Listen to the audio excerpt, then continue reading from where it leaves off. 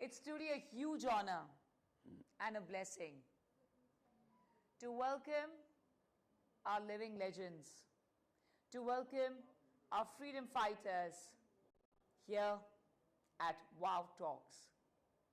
Where they belong to different arenas of life, there is so much to learn from them, to of course know their experiences, and at the same time know their words of wisdom. It could be their one word or one sentence which could be inspiring, could change our life forever. Friends, gives us a huge honor and privilege to welcome an ex-NDA who was commissioned as a fighter pilot, who served as an aircraft accident investigator, an expert and an instructor in international humanitarian laws. May we please welcome Wing Commander Praful Bakshi ji. We salute you, sir, our Wing Commander Praful Bakshi ji.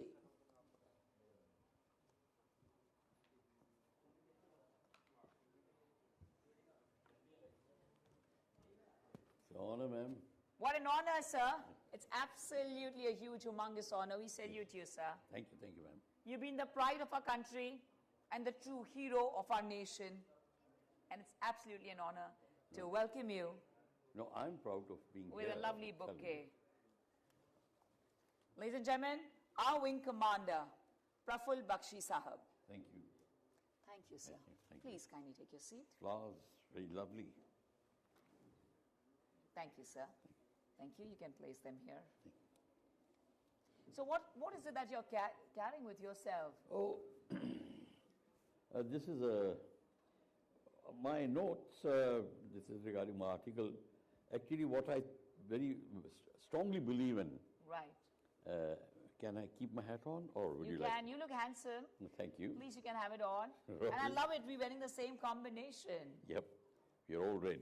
Yeah. So what I have been thinking, see, having served in the armed forces, having fought the war, I realized one thing, that there is a word called self-sufficiency, and in Hindi they call it swavlambita, which the present Prime Minister is now propagating, that in that Bharat, that swavlambi Bharat, the Swarna Bharat, which does not, the country which does not have to depend on others. Especially, the problem arises when there is a war on and your industries cannot supply you, your freedom is at stake, the enemy is advancing, and you're running around to get weapons, you're running around to get ammunition. That is the worst circumstances you can ever be. Imagine yourself, you are at home, you are being attacked, and you do not know how to fight and protect yourself. First required is security. If the nation is not secure, you can have as much industry, as much as everything, but if you're not secure, the enemy will come and enter, and that is what has happened to India for a number of times. We have not been able to sustain ourselves depending on others, and of course, mentally we were different, and physically we had to adapt ourselves because of the lack of resources. And that is what I said, and I always thought, I always wrote about how we can become self-sufficient in industry. When your normal industry is strong, your defense industry is automatically strong. If your defense is strong, your foreign policy is strong. If your foreign policy is strong, your country is earning more foreign exchange, your trade is increasing, your influence is increasing, and there is, in Hindi, again, khushhali, prosperity is spreading. That is the thing. Otherwise, you look at all other countries which have to depend on others, and they are getting occupied, they are getting under debt, like Pakistan under China, Sri Lanka under China. That is what is it. That is what the countries are fighting against China for in South China Sea. So I said, we should not get into this. We should be always ahead like we were. By the way, India owned half the China under King Kanishka. A lot of people don't even know King Kanishka. They'll know Charles III, Alfred, Right. they'll know everything, but you don't even know your own king. Chandragupta, Samudragupta, Skandagupta, Kanishka, actually 3/4 of China was under him. His capital was Mathura and Lahore. Who knows? That is why those days are gone. And we got into slavery, Mughals, British, and now we come from 1947. The aim is 2047. In that 100 years, what change is going to come? Believe you me, 25 years are left. You can watch for yourself.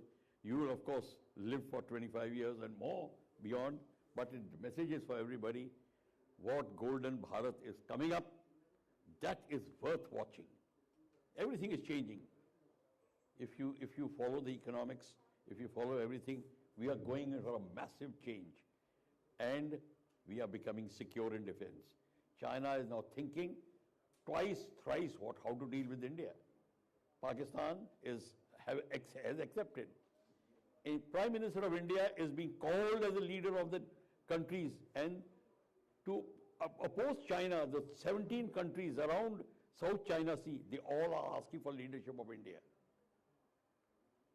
Shinzo Abe, Japanese Prime Minister, asked the world leaders, let Prime Minister Modi become the leader of this. That aspect is what I am now working on. I keep speaking on it because that is what interests me the maximum. Thank you. We're talking of course, the industry, but before that, I want to know a little bit experience of yours as the wing commander. Yes, yes. What do you think? Because, you've seen everything. You've seen war, you've seen quarrel, you've seen generations changing. What do you think is the essence of life? See, again, how I developed this idea. The background is, This one? I come, when I appear on television, etc., on these discussions, I always maintain one thing. When the conflicts, etc., are coming, like Siachen, like Kargil, and all these, I keep telling, look at these people, why they are doing it, because they love their mother. The person who loves his mother will never let anybody touch the mother come to harm. And mother means motherland. If you are not ready to protect your motherland, you are worth nothing. You can be as big a businessman, everything will go. So that is what is it. It is. Beautiful. Essence So of we life. have to protect our motherland, and that is why I got influenced by my family. My father, grandfather, great-grandfather, everybody was in armed forces. My uncle, before my birth, he died in Second World War, and as a young officer, and I was inspired to become a pilot. I became a fighter pilot, and that is how my journey started. So, serving the country and thinking about the country, actually these two thoughts amalgamated, and that is how I now proceed. So for me, this line of thinking goes well. Of course, I am fond of other things in life too, but these are the two predominant things. So how do you see self-sufficiency, especially in the defense industry of our country? You see, any country, industrial revolution when came, all the countries developed, especially the Western countries. Industrial revolution came last to India. By the way, in 1762 to 1769, 1780, India's GDP was 37% of the world GDP we were providing. 37%. And by the time British left by the time the British had come and established themselves by 1903, we were only 0.08% of the world GDP. It means from golden bird, we were reduced to rags. That is what it is. So, industry hit us very late. Why? Because we were under Mughals, under British. So when the modern industry came, we didn't get it. So when we did not get it, our thought process became like that, and our defense started suffering. Because A, we were under British. When British left, 1947 onwards, suddenly you found you had nothing you were making, not even an honest rifle. Nothing you're making. You had 41 ordnance factories, but they were not making what you wanted. So we then became 62 war. China occupied 50,000 square kilometers of India. We had to lose. We actually, if China had not attacked, we would have lost to Pakistan in 65. We were not ready. It is that we woke up, industries, preparation, and those normal industry helps the defense industry. But normal industry has to develop first. You steel industry, you don't even make an engine, by the way. No engine you make. When you don't even make an engine, whether it's car or tractor or anything, then what can you make? That is what it is. So industrialization is the main thing which we have to go, which, by the way, is the number one attempt, aim of our government, industrialization. What is that message you like to give through WowTalk to the youngsters of today, to all those who want to be a part of the armed forces and are really preparing themselves? You see, ma'am, armed forces beckons every youth. Actually, every youth has a right to serve in the motherland, for the motherland, to protect his mother. Every youth has got a right. Why not?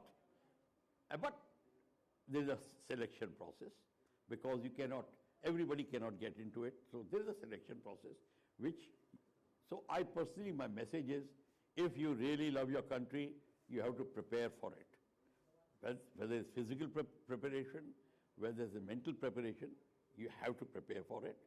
And there is nothing you can not achieve. But let me tell you one thing, that honest Jawan, which is serving at 18 to 20 to 21,000 feet, where you and me, a normal person, cannot even stand. That spirit has to be really imbibed in all and realized and appreciated. I'm very sorry. We do pay a lot of lip service and write poetries, but very few people go into what is happening there, because awareness is not there. Yes, the filmmakers are now coming up. They are projecting it. They are bringing a lot of things forward. And a lot of things are coming up on the screen, but still there is a lot to be done.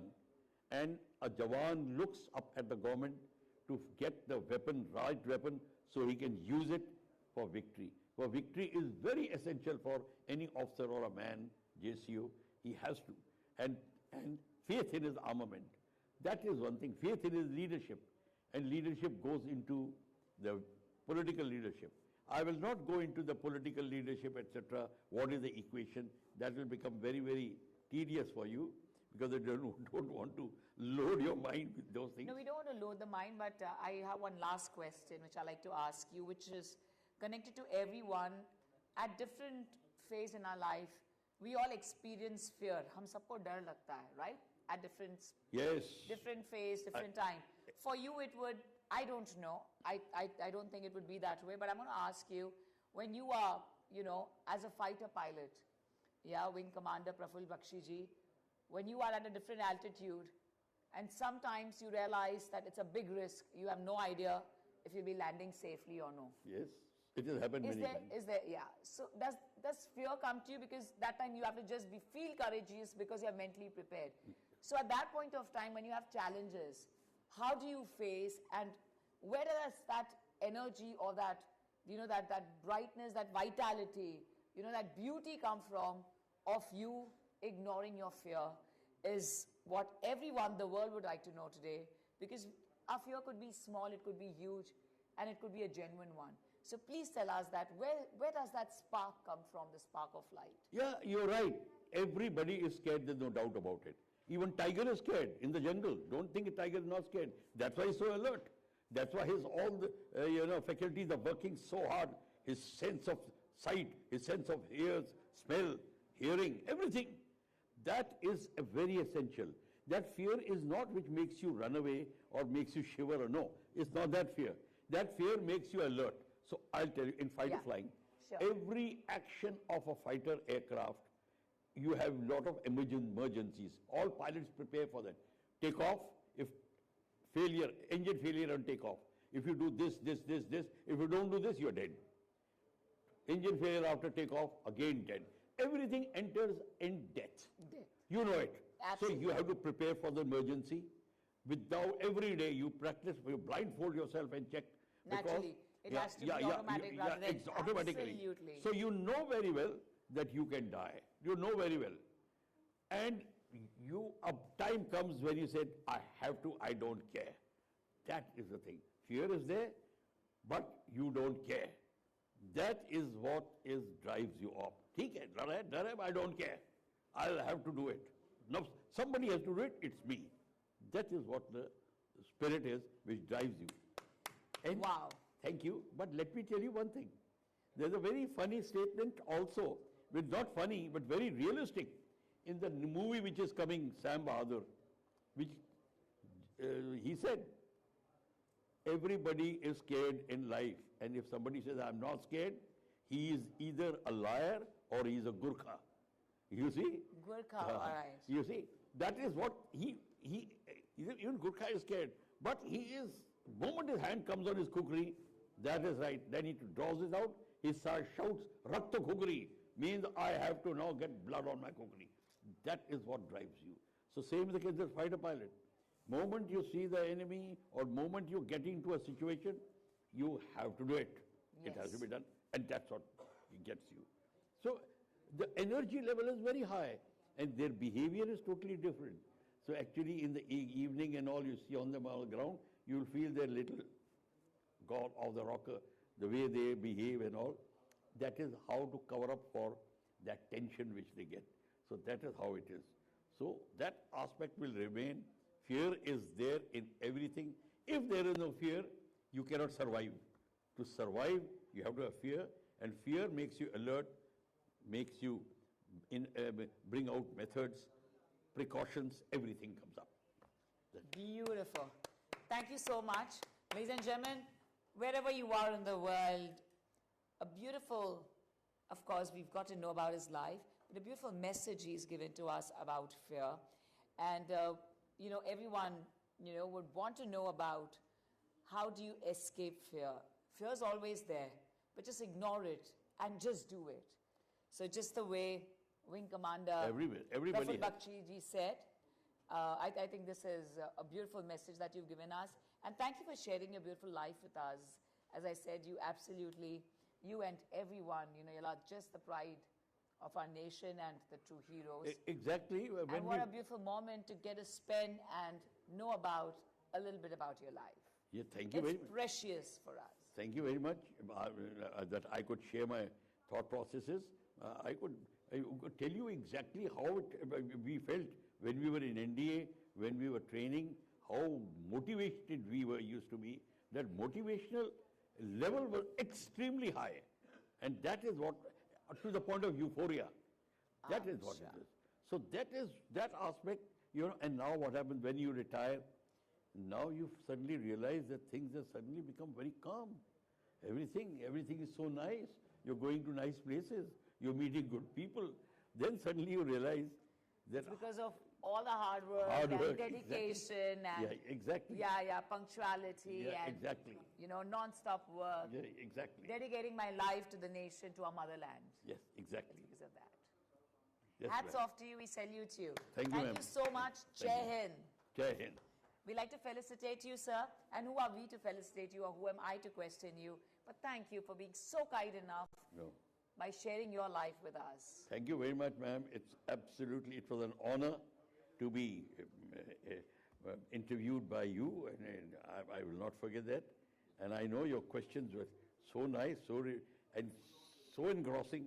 I wish you could ask me more questions. It would be very happy. Sir, I wouldn't mind, I don't mind, I'll request everyone to fasten your seat belts and let's go. Well, there won't be any turbulence for sure, but I'm really, really thankful to you. And, definitely we look forward to yet another session of WowTalk. Yes. Where we'll talk a little bit about the simulator training and the need for aviation and the aviation industry and the likes. Certainly. We will. Certainly. Thank you. Thank you, sir. Thank you.